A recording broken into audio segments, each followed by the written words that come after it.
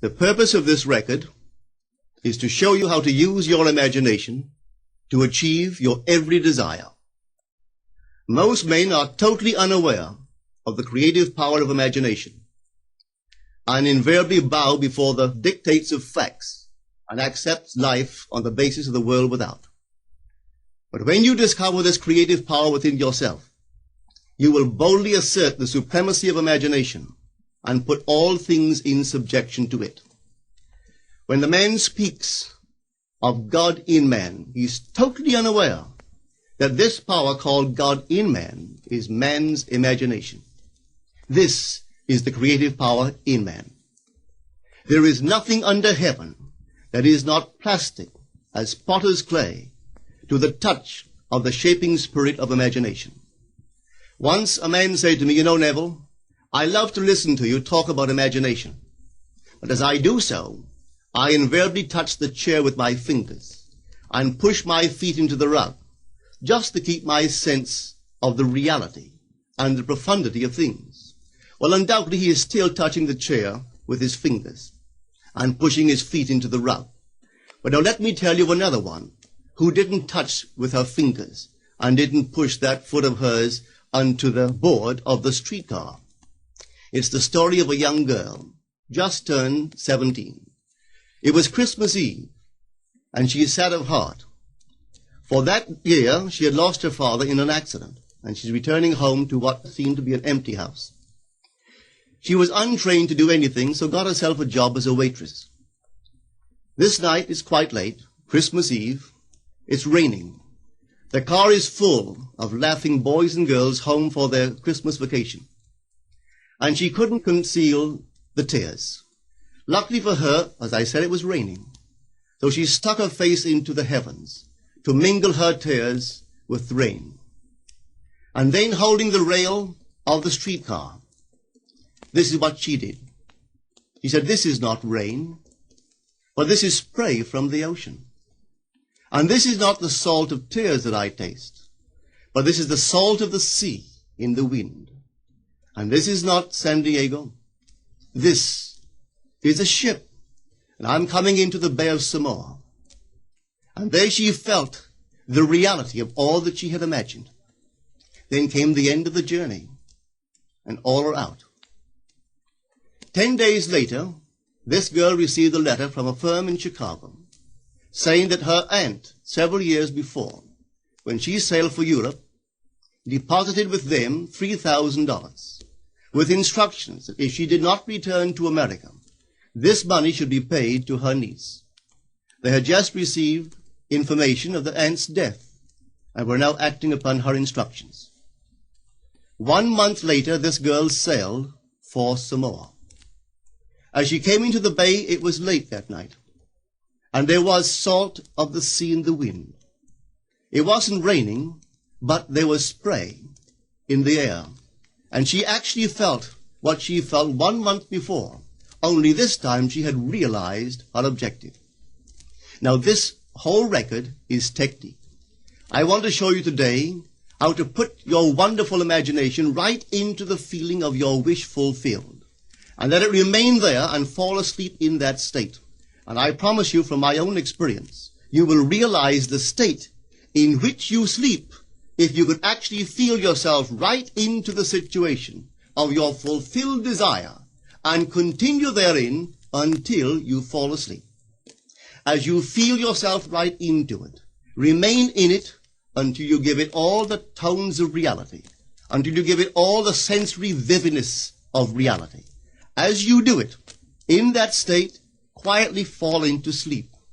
And in a way you will never know, you could never consciously devise the means that will be employed, you will find yourself moving across a series of events leading you towards the objective realization of this state. Now here is a practical technique. The first thing you do, you must know exactly what you want in this world. When you know exactly what you want, make as lifelike a representation as possible of what you would see and what you would touch and what you would do and physically moving in such a state.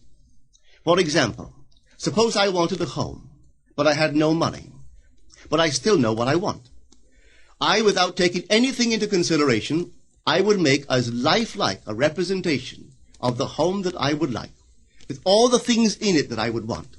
And then, this night, as I would go to bed, I would, in a drowsy, sleepy state, the state that borders upon sleep, I would imagine that I am actually in such a house, that were I to step off the bed, I would step upon the floor of that house. Were I to leave this room, I would enter the room that is adjacent to my imagined room in that house. And while I am touching the furniture and feeling it to be solidly real, and while I am moving from one room to the other in my imaginary house, I would go sound asleep in that state. And I know that in a way I could not consciously devise, I would realize my house. I have seen it work time and time again. If I wanted promotion in my business, I would ask myself what additional responsibilities would be mine were I to be given this great promotion. What would I do? What would I say? What would I see? How would I act? And then in my imagination, I would begin to see and touch and do and act as I would outwardly see and touch and act were I in that position. If I now desired the mate of my life, were I now in search of some wonderful girl or some wonderful man, what would I actually find myself doing that would imply that I have found my state? For instance, suppose now I was a lady. One thing I would definitely do, I would wear a wedding ring. I would take my imaginary hands, and I would feel the ring that I would imagine to be there. And I would keep on feeling it until it seemed to me to be solidly real. I would give it all the sensory vividness I am capable of giving anything. And while I am feeling my imaginary ring, which implies I am married, I would sleep. This story is told us in the Song of Songs, or the Song of Solomon. It is said, "At night on my bed, I sought him whom my soul loveth. I found him whom my soul loveth, and I would not let him go, until I brought him into my mother's house, right into the chamber of her that conceived me." If I would take that beautiful poem and put it into modern English, into practical language, it would be this. While sitting in my chair, I would feel myself right into the situation of my fulfilled desire. And having felt myself into that state, I would not let it go. I would keep that mood alive, and in that mood, I would sleep. That is, taking it right into my mother's chamber, into the chamber of her that conceived me. You know, people are totally unaware of this fantastic power of the imagination. But when man begins to discover this power within him, he never plays the part that he formerly played. He doesn't turn back and become just the reflective life. From here on in, he is the affecter of life. The secret of it is to center your imagination in the feeling of the wish fulfilled and remain therein. For in our capacity to live in the feeling of the wish fulfilled lies our capacity to live the more abundant life. Most of us are afraid to imagine ourselves as important and noble individuals, secure in our contribution to the world, just because at the very moment that we start our assumption, reason and our senses deny the truth of our assumption. We seem to be in the grip of an unconscious urge, which makes us cling desperately to the world of familiar things and resist all that threatens to tear us away from our familiar and seemingly safe moorings. But I appeal to you to try it. If you try it, you will discover this great wisdom of the ancients, for they told it to us in their own strange, wonderful, symbolical form. But unfortunately, you and I misinterpreted their stories and took it for history when they intended it as instruction to simply achieve our every objective. You see, imagination puts us inwardly in touch with a world of states. These states are existent. They are present now. But they are mere possibilities while we think of them. But they become overpoweringly real when we think from them and dwell in them. You know, there's a wide difference between thinking of what you want in this world and thinking from what you want. Let me tell you, when I first heard of the strange and wonderful power of the imagination, it was in 1933 in New York City. An old friend of mine taught it to me. He turned to the 14th of John, and this is what he read. In my Father's house are many mansions. If it were not so, I would have told you. I go to prepare a place for you. And if I go and prepare a place for you, I will come again and receive you unto myself, that where I am, there ye may be also. He explained to me that this central character of the Gospels was human imagination. That mansion was not a place in some heavenly house, but simply my desire. If I would make a living representation of the state desired, and then enter that state and abide in that state, I would realize it. At the time, I wanted to make a trip to the island of Barbados in the West Indies, but I had no money. He explained to me that if I would that night, as I slept in New York City, assume that I was sleeping in my earthly father's house in Barbados, and go sound asleep in that state, that I would realize my trip. Well, I took him at his word and tried it. For 1 month, night after night, as I fell asleep, I assumed I was sleeping in my father's home in Barbados. At the end of my month, an invitation from my family came, inviting me to spend the winter in Barbados. I sailed for Barbados the early part of December of that year. From then on, I knew I had found this Savior in myself. The old man told me that it would never fail. Even after it happened, I could hardly believe that it would not have happened anyway. That's how strange this whole thing is. On reflection, it happens so naturally. You begin to feel or to tell yourself, well, it would have happened anyway. And you quickly recover from this wonderful experience of yours. It never failed me if I would give the mood, the imagined mood, sensory vividness. I could tell you unnumbered case histories to show you how it works. But in essence, it's simple. You simply know what you want. When you know what you want, you're thinking of it. That is not enough. You must now begin to think from it. Well, how could I think from it? I am sitting here, and I desire to be elsewhere.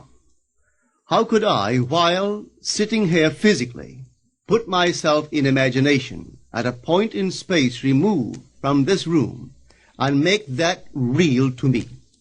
Quite easily. My imagination puts me in touch inwardly with that state. I imagine that I am actually where I desire to be. Now, can I tell that I am there? There is only one way to prove that I am there. For what a man sees when he describes his world is as he describes it relative to himself. So what the world looks like depends entirely upon where I stand when I make my observation. So if, as I describe my world, it is related to that point in space I imagine that I am occupying, then I must be there. I am not there physically, no, but I am there in my imagination, and my imagination is my real self. And where I go in imagination and make it real, there I shall go in the flesh also. When in that state I fall asleep, it is done. I have never seen it fail. So this is the simple technique on how to use your imagination to realize your every objective. Here is a very healthy and productive exercise for the imagination. Something that you should do daily. Daily relive the day as you wish you had lived it, revising the scenes to make them conform to your ideals. For instance, suppose the day's mail brought disappointing news. Revise the letter. Mentally rewrite it and make it conform to the news you wish you had received. Or suppose you didn't get the letter you wish you had received. Write yourself the letter and imagine that you received such a letter. Let me tell you a story that took place in New York not very long ago.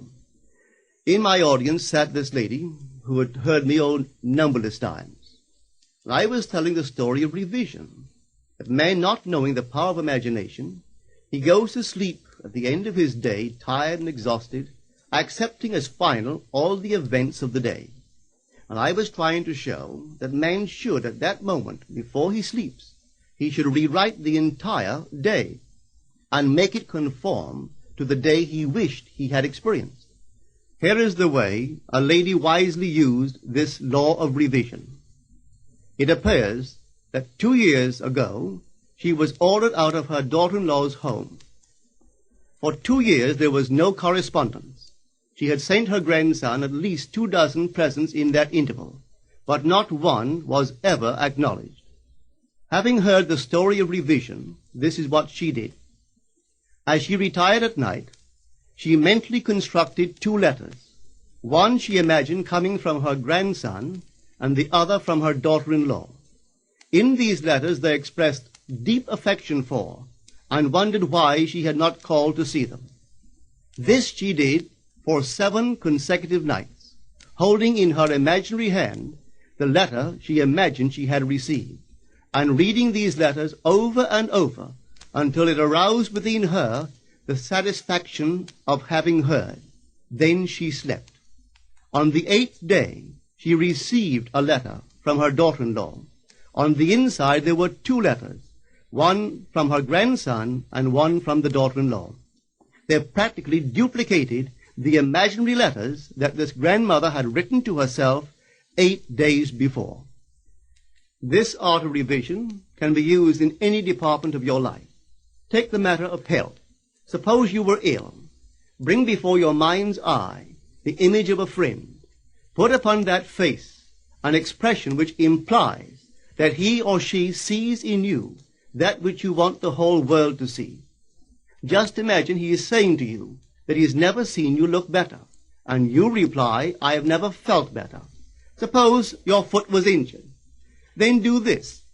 Construct mentally a drama which implies that you are walking, that you're doing all the things that you would do if the foot was normal, and do it over and over and over until it takes on the tones of reality.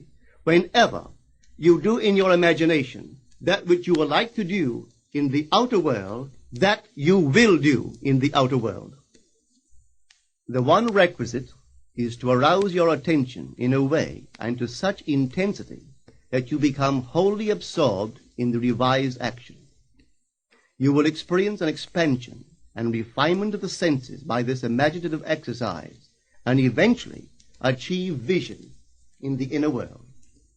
The abundant life promised us is ours to enjoy now, but not until we have the sense of the Creator as our imagination can we experience it. Persistent imagination, centered in the feeling of the wish fulfilled, is the secret of all successful operations. This alone is the means of fulfilling the intention. Every stage of man's progress is made by the conscious, voluntary exercise of the imagination. Then you will understand why all poets have stressed the importance of controlled, vivid imagination. Listen to this one by the great William Blake. In your own bosom you bear your heaven and earth, and all you behold, though it appears without, it is within, in your imagination, of which this world of mortality is but a shadow.